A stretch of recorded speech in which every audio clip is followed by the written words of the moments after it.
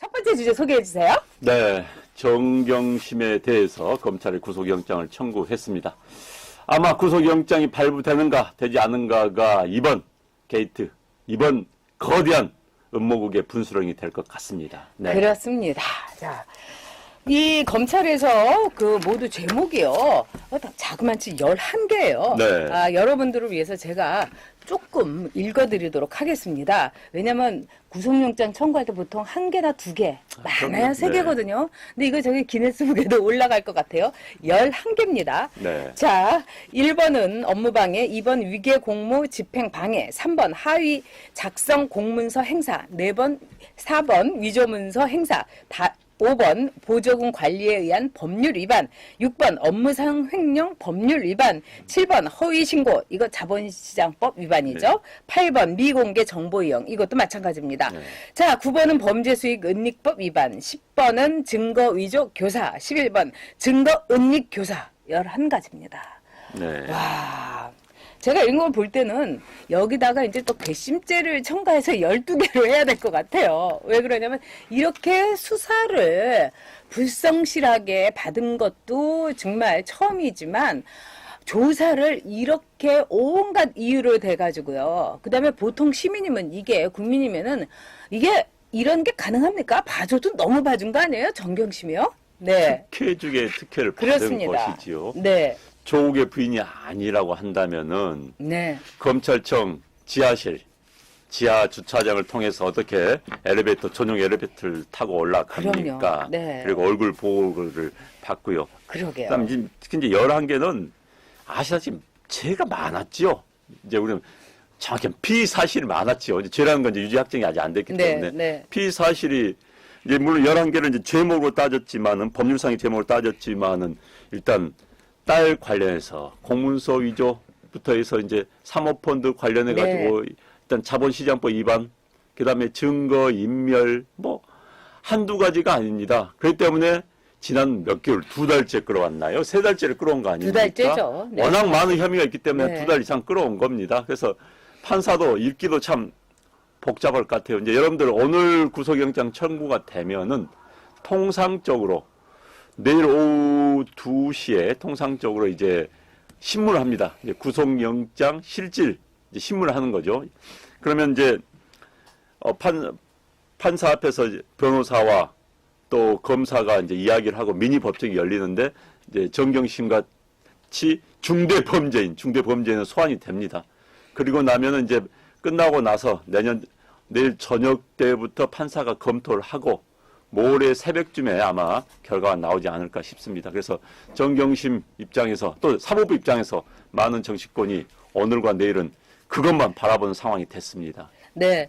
이 검찰에서 11가지의 말하자면은, 혐의를 가지고 구속영장을 이제 신청했다는 거는, 그만큼 제가 볼 때는 검찰이 상당히 샅샅이 뒤졌다. 이렇게 본 거라고도, 여러분이 생각하시면 될 겁니다. 또 뿐만 아니라, 지금 검찰로서는 이번에 정경심이, 물론 우리가 법률에서 불구속이 그 인권이라든가 여러 가지 생각할 때 기본 원칙입니다. 그렇지만은 이번에 만약에 기각이 된다면 검찰로서는 이제는 물 건너갔다. 이렇게도 봐야 될 겁니다. 그래서 검찰이 명운을 걸고 아마 이 정경심의 구속에 상당히 공을 들였을 거다. 그 다음에 지난번에 국감에서 이 윤석열이 보인 그 자신감 이런 걸 볼 때 이 11가지의 혐의와 더불어서 이번 구속영장은 사실은 제가 이 변호사들이라든가 아는 분들한테 이제 물어볼 때 이거는 구속영장이 당연히 발부될 감이다. 이렇게 다들 예상하고 있더라고요.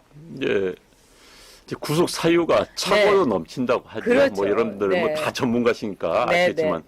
구속의 기본 사유는 범죄에 대한 소명이 이루어지고 그 다음에 도주의 위험, 네. 증거인멸의 위험 이게 3가지입니다. 우리 형사소송법상에 따지고 있는 것은. 근데 전 증거인멸의 위험 이미 명확히 드러났지요. 이미 그건 뭐 어제 오늘 이야기가 아니고요. 그다음 이제 도주의 위험은 이제 거기는 뭐 없을 수가 있어요. 그렇지만 또 하나 이제 범죄에 대한 소명이 상당 부분이 됐습니다. 본인 스스로가 조국 일가가 범죄에 대한 소명, 자기들이 뭐 잘못됐다 해가지고 반발을 한 게 되는 게 딱 2번이에요. 자기 딸이 무슨 외제차 몰고 다닌다는 네. 거, 조국 동생이 세월호 때문에 항해사를 했다는 거. 이 두 개는 반박을 한 게 없어요. 그렇습니다. 그렇다면 네. 상당 부분 인정하고 있다는 겁니다. 자기들도.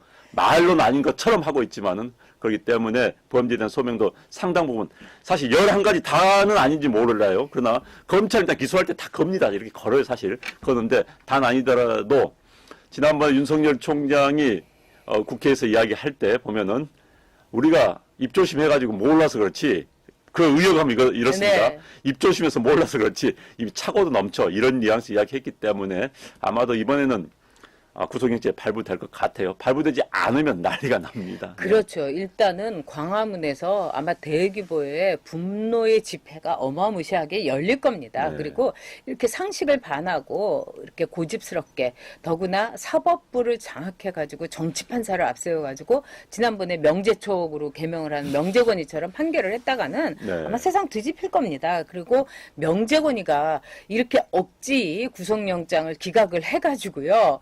구속영장을 억지로 기각을 해가지고 어떤 점에서 보면은요 이번에 그 사법부의 프린티지가 굉장히 좁혀졌다 이렇게도 볼 수 있지 않습니까? 그럼요. 네.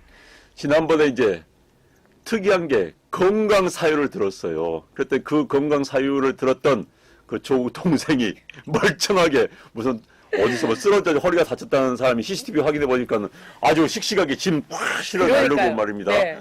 또 기자들 앞에 도망가서 달리고 한 사람이 무슨 건강상의 사유입니까? 그래서 이번에도 건강상의 사유를 핑계로 댈 것 같은데 판사들이 한 번 됐기 때문에 두 번까지 되지는 않을까 싶어요. 그리고 또 하나는 사실 이번에 구속영장이 발부가 된다면은 네. 발부가 안 된다고 네. 기각이 된다면은 대한민국의 이제 모든 피의자들이 항의를 하게 됩니다. 그렇죠. 아니 정경심의도 발부가 안 되고 기각시켰는데 내가 무슨 죄를 졌습니까? 내가 무슨 그다음에 검찰 신청하면 아니 당신 반드시 법원 가면 기각된다고. 아니 정경심 뭐라고 할 말이 없게 되는 거예요.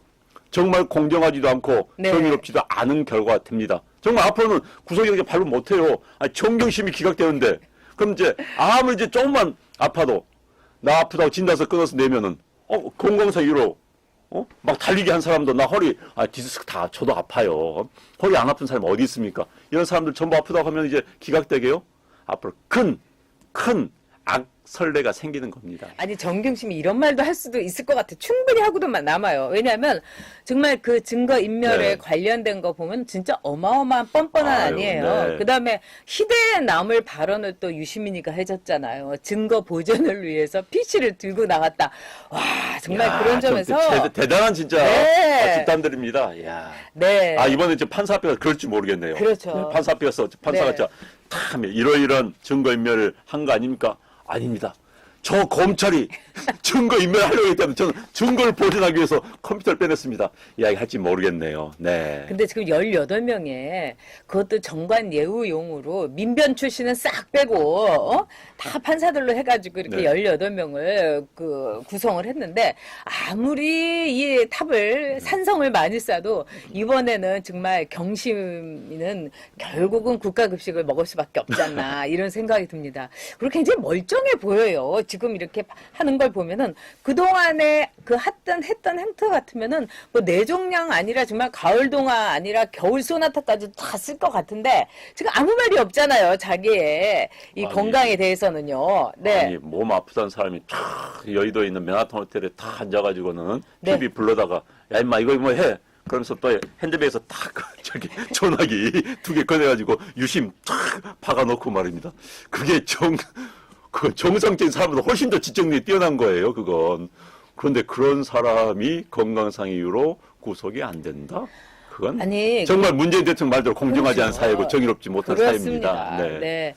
이 뇌종양이나 뇌경색 정도면요. 그렇게 막 나돌아다니고 그러면 안 돼요. 그럼요. 입원해야 됩니다. 근데 그동안 입원도 안 하다가 갑자기 검찰 조사하니까 그냥 수사하니까 입원하고 여러 가지로 참 문제가 많습니다. 지금 현재 916분이 함께하고 계십니다. 네. 자, 변호사 비용만도 10억 원이 들 듯 HI 킴님이 하셨는데 사실은 그 이상이죠. 지금 다 비싼 정관 예우 변호사를 썼습니다. 네. 그러니까 조국이 뭐 정관 예우 뭐 이거 안 하겠다. 너무너무 웃긴 거예요. 그쵸? 네. 네. 자, 김지성님께서도 슈퍼챗으로 후원해 주셨습니다. 정말 감사합니다. 오늘 슈퍼챗 후원해 주신 분들 깊이 감사드립니다. 네. 그리고 이제 아프긴 아플 것 같아요. 난 네. 진짜 우리 그 똑똑히 두 눈 뜨고 봐야 됩니다. 네. 조국이 그랬죠. 모든 거 다 사회에 기부하겠다고. 그러니까. 네. 그다음 사모펀드도 관련해서 다 내놓겠다고 그랬잖아요. 자, 내놓은지 우리 똑똑히 한번 봐봅시다. 아니, 근데 어떤- 내놓을 것도 없는 거 아니에요. 아니, 그 사실은. 이제, 아니, 그 범죄 혐의가 있으면 국가에서 압수하는데 그래도 몇 억은 남을 거예요. 나오면 이제 내놓기로 했는데 학교 내놓는 거야 당연한 거고 사모펀드도 관련해서 내놓기로 했습니다. 두고 봅시다. 그런데 이번에 월급 받으려고요. 조국에 쓰는 거 보니까는 내놓을 것 같지 아주 않아요. 돈에는 아주 지독한 집안입니다. 야, 전 진짜 다시 한번, 네. 아니, 어떻게 복귀하자마자 네. 서울대학교 이거 많이 복귀 신청 내는 거 보면서 참 파렴치하다는 생각 했었는데 그 맥락에서 보면은 돈 안 내놓습니다.